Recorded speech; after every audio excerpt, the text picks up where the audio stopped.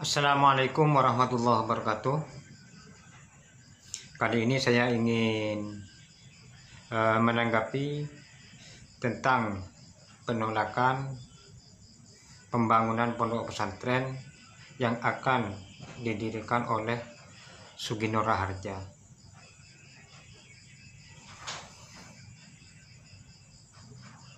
Melihat perkembangan atau berita-berita di medsos bahwasanya Sugino Raharja ini bukan hanya satu kali saja yang ingin membangun pondok pesantren.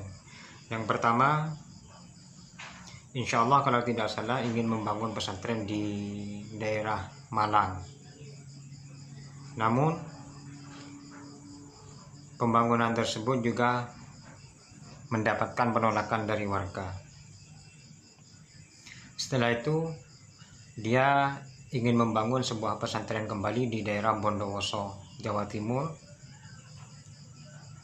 yang awalnya sudah disetujui katanya oleh masyarakat.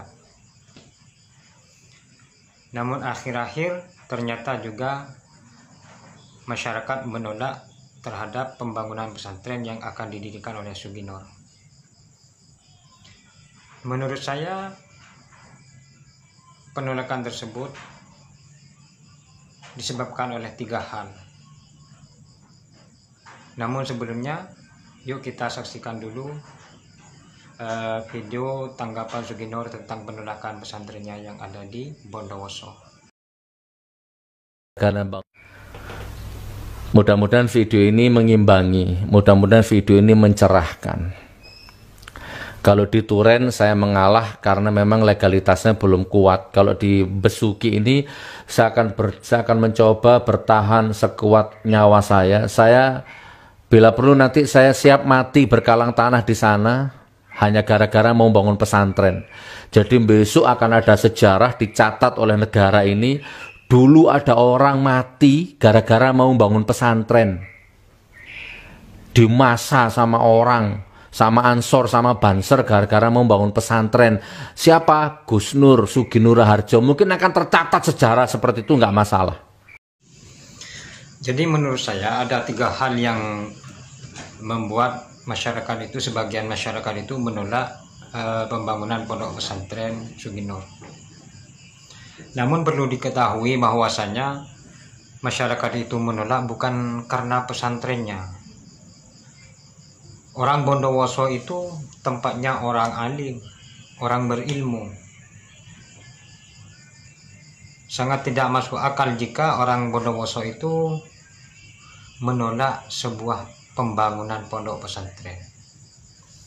Bahkan kalau di daerah Bondowoso itu seandainya ada pesantren, ada orang alim, betul-betul alim, ingin membangun sebuah pesantren, saya yakin orang Bondowoso itu tanpa dipungut biaya pun mereka akan hadir datang untuk membantu pembangunan pesantren tersebut.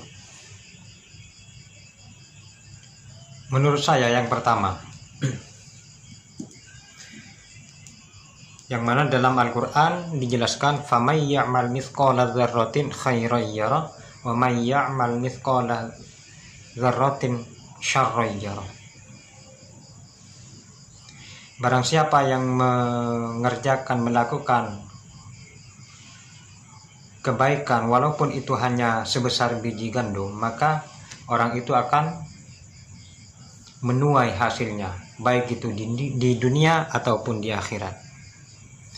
Begitu sebaliknya, jika orang itu berbuat kejelekan walaupun itu hanya sebesar biji gandum atau biji jagung, maka orang tersebut akan menerima pembalasannya akibatnya yang telah berbuat keburukan.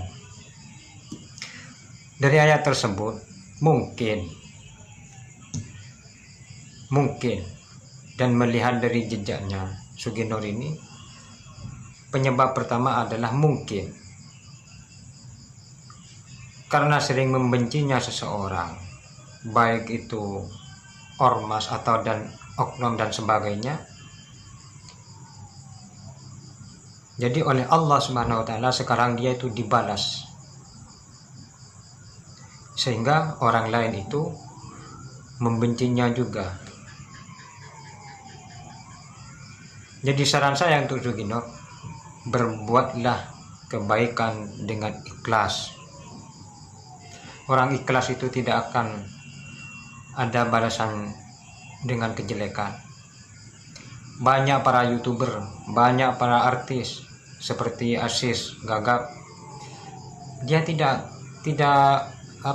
paham ilmu agama, tidak banyak memahami tentang ilmu agama. Dia juga membangun pesantren, cuman dia itu tidak ditolak membangun pesantren.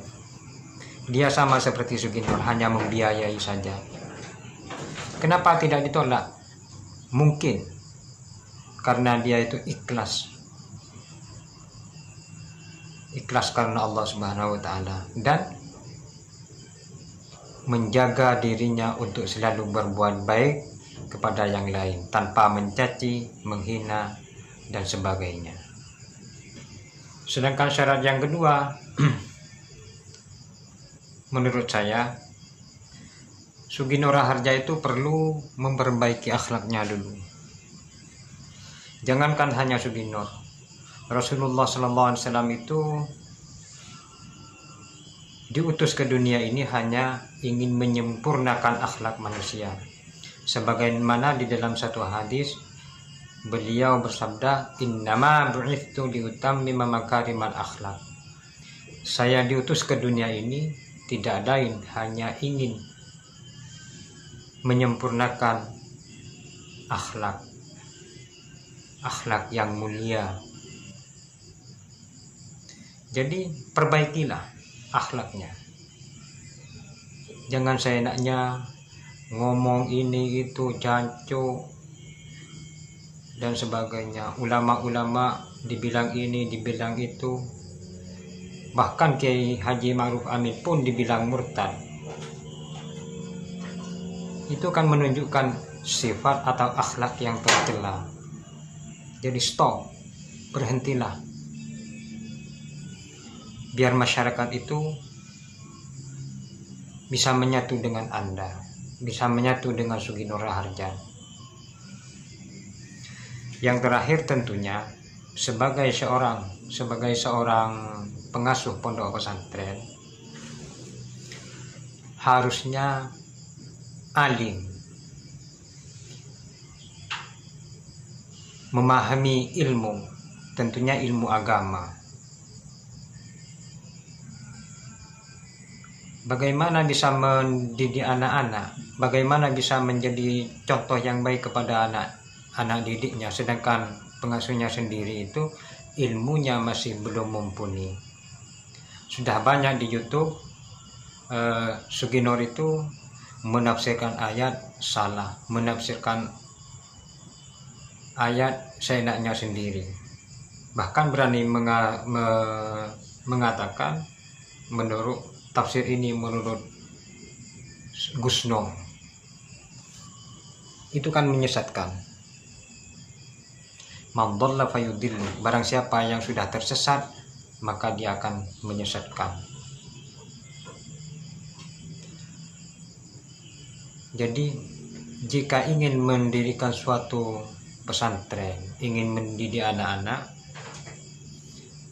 pertama Suginor itu harus lebih banyak belajar lagi tentang ilmu agama. Jangan asal jeplak-jeplok menafsirkan ayat, hadis dan sebagainya. Kata Suginor Raharja bahwasanya yang ingin mengajar itu ustadz, bukan Suginor. Oke. Menurut saya, walaupun yang ingin mengajar itu adalah ustadz,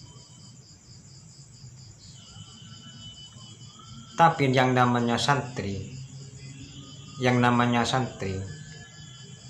jika pengasuhnya itu wataknya sudah seperti itu, maka otomatis santrinya akan mengikuti pengasuhnya atau kiainya. Pasti itu. Walaupun dia sudah belajar sama ustadz. Bahkan ustadznya pun bisa jadi dia tidak berani menegur pengasuhnya. Kenapa? Karena ustadznya juga dibayar oleh pengasuh. Jadi menurut saya Sugino Raharja ini yang pertama, perbaikilah amal baiknya.